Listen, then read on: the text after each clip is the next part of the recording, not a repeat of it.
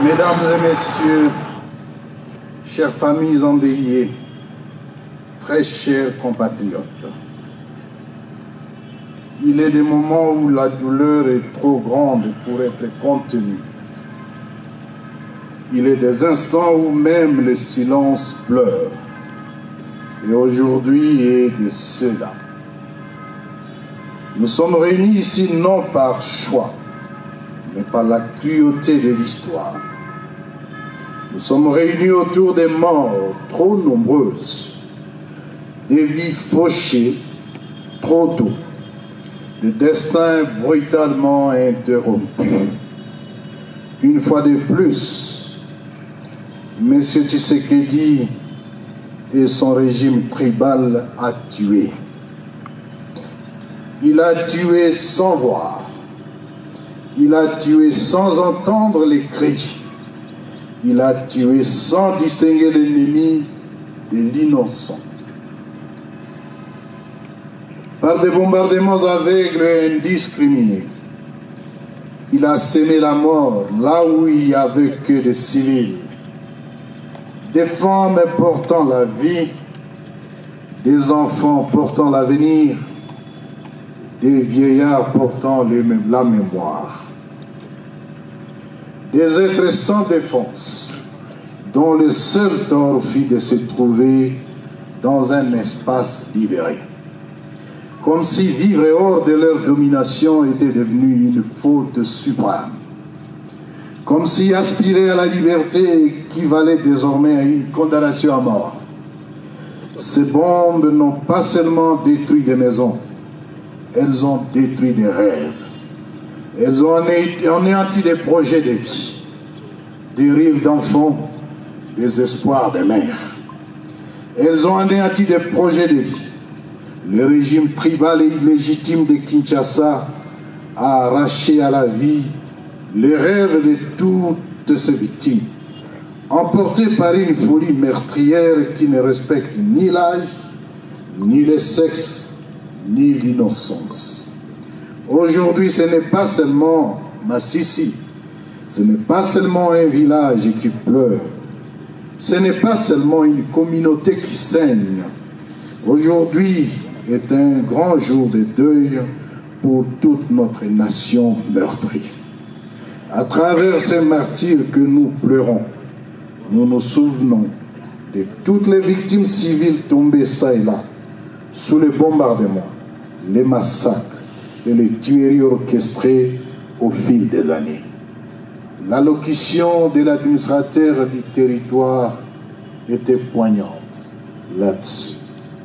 Pendant que nous rendons hommage aujourd'hui aux compatriotes massacrés par le régime tyrannique de Kinshasa, d'autres compatriotes sont victimes de massacres et exactions répétées dans les zones sous occupation du régime de Kinshasa et non encore libérées, notamment par les groupes EDF, Codeco ainsi que les mercenaires étrangers et des milices à Beni, à Lubero et surtout en Ituri, par les milices Mobondo, au Maindo, au Kwang, Kwilu et à Maluku, les Kuluna à Kinshasa et les forces du progrès de l'UDPS. Elles sont nombreuses, trop nombreuses. Et chacune d'elles mérite que son nom résonne dans notre mémoire collective. Je tiens à rassurer solennellement, au nom de l'Alliance Fleuve Congo, mouvement du 23 mars, les populations des territoires libérés.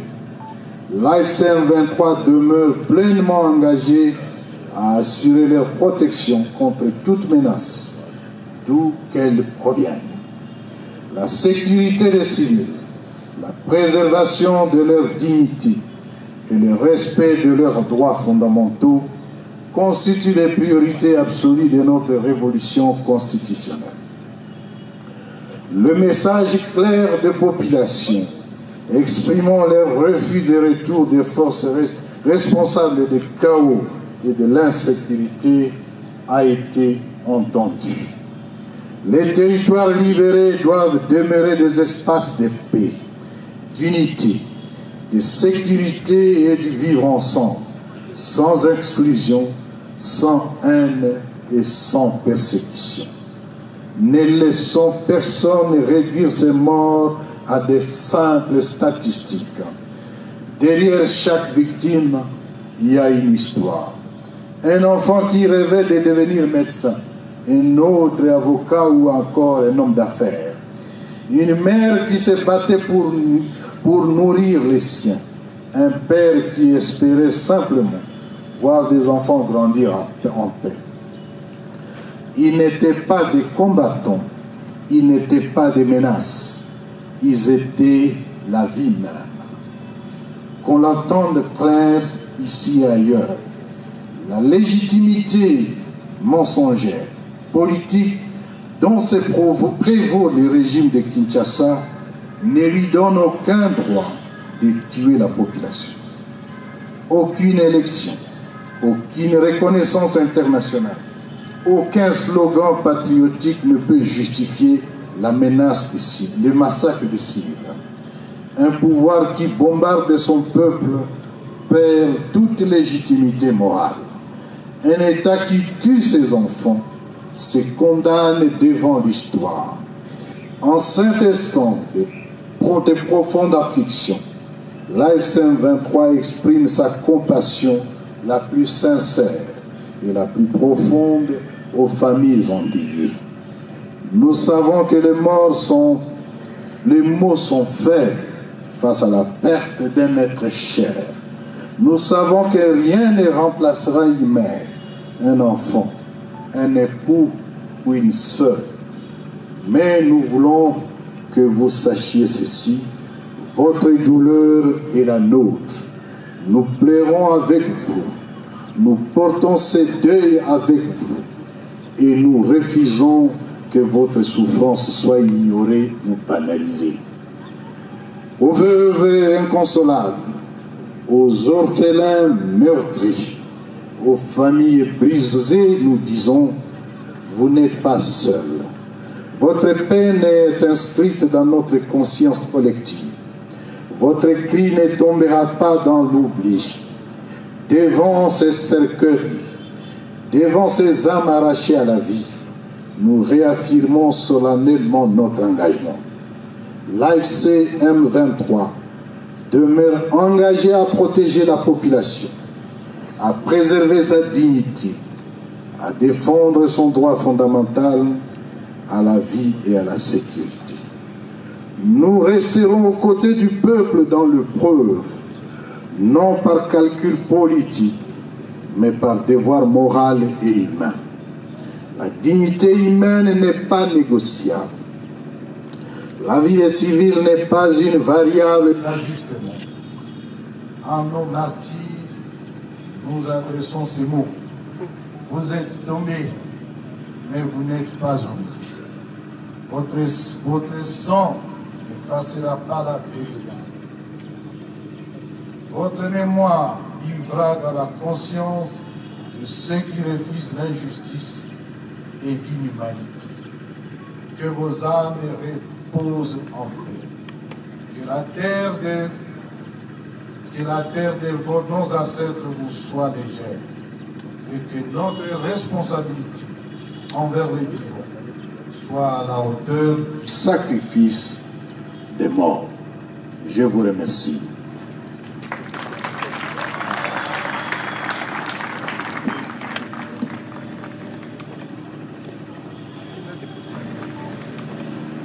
Le silence promis par les cessez-le-feu n'aura été qu'une illusion cruelle. Là où les populations espéraient enfin les répits, la paix et la reconstruction de vies brisées, ce sont les détonations, les flammes et la mort qui ont repris leurs droits. Chaque bombardement a été une trahison.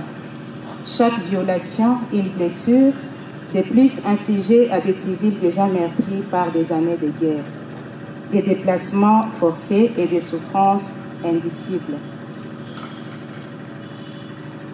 La chronologie des faits est implacable et ne laisse place à aucune ambiguïté. Téné.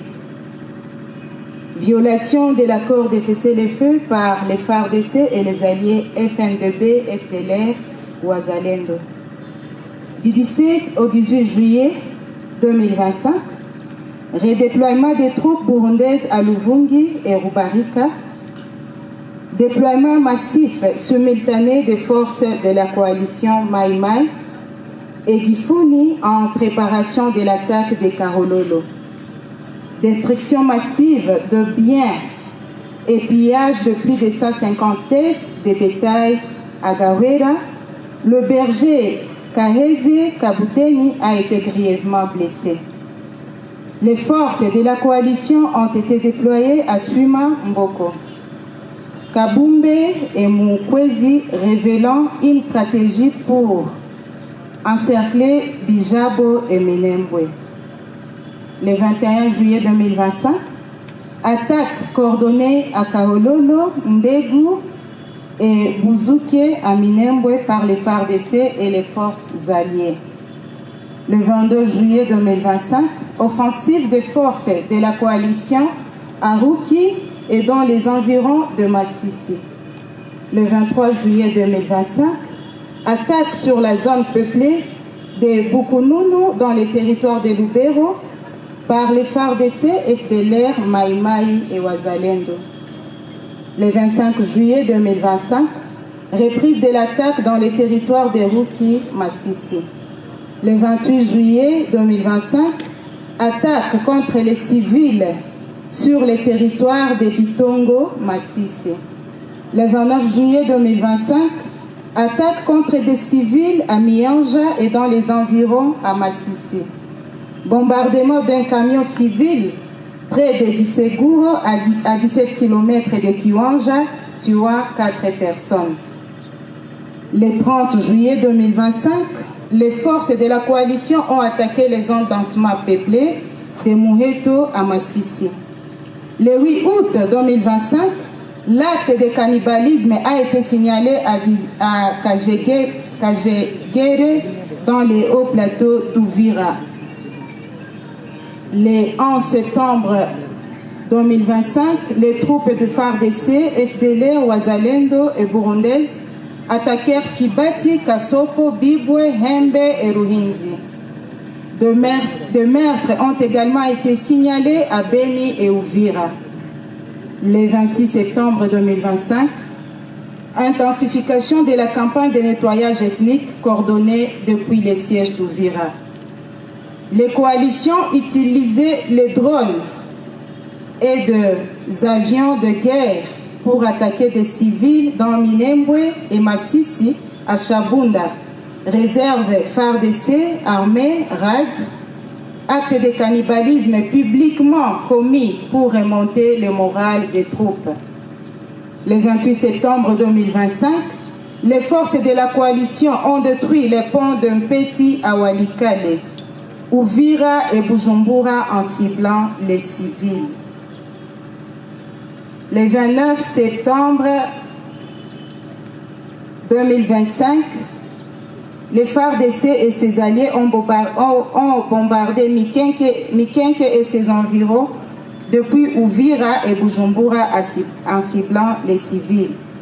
Le 2 octobre 2025, des frappes aériennes utilisant des drones et des avions de combat visaient des zones densément peuplées à Rutshuru et Lubero. Le 14 et 15 octobre 2025, assaut terrestre mené par la coalition à Kadasonga, Lumbishi et Kaseke.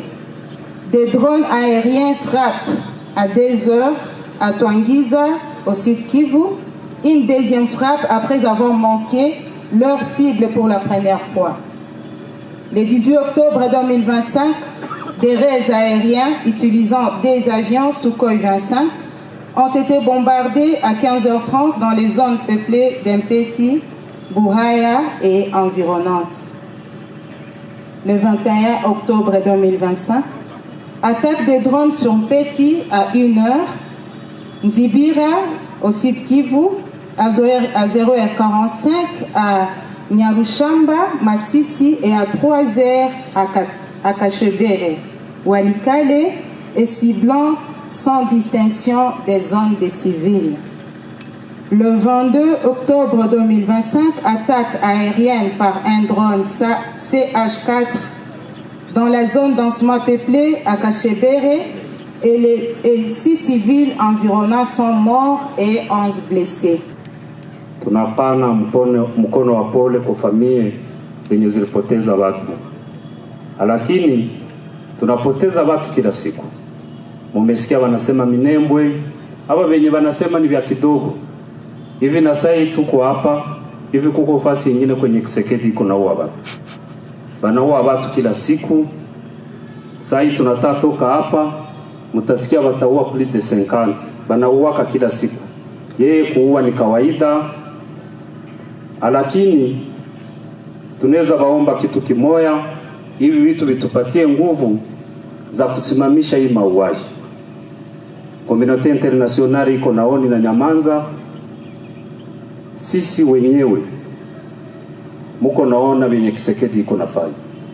Hii ni eshantio, kuko watu wenye wanasema wa Minembwe wenye wanakufaka, wenye hakuna journaliste mwenye napafikaka, na kuko watu wenye wanakufaka mama sisi fasi kwenye hakufike barabara wanazikiwa kule. Ile yote masakre yenye Kisekedi iko nafanya. Mimi ninaweza omba population yetu tuungane, itupatie nguvu juu tusimamishe hii mauaji. Kama Kisekedi hataenda kusepe hii, sie tu kreye tribunali yetu hapa ya kutia ndani Kisekedi na bande yake yenye namaliza watu.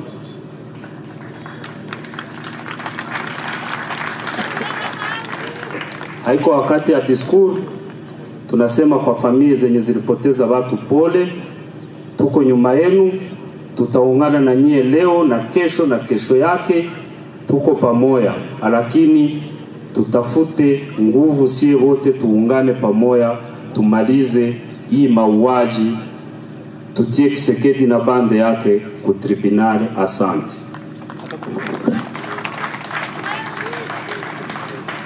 Asante sana governor. Nawaza governor anasema hizi bandugu wetu wenye tunapata ni wenye walikufa kwenye tunaweza toa mamwili zao. Na kuna fasi kwenye wengine biko nakufa Walikale, Minembwe, Fizi, kwenye Masisi kwenye kuna barabara na zile bamwili zinabakia pale.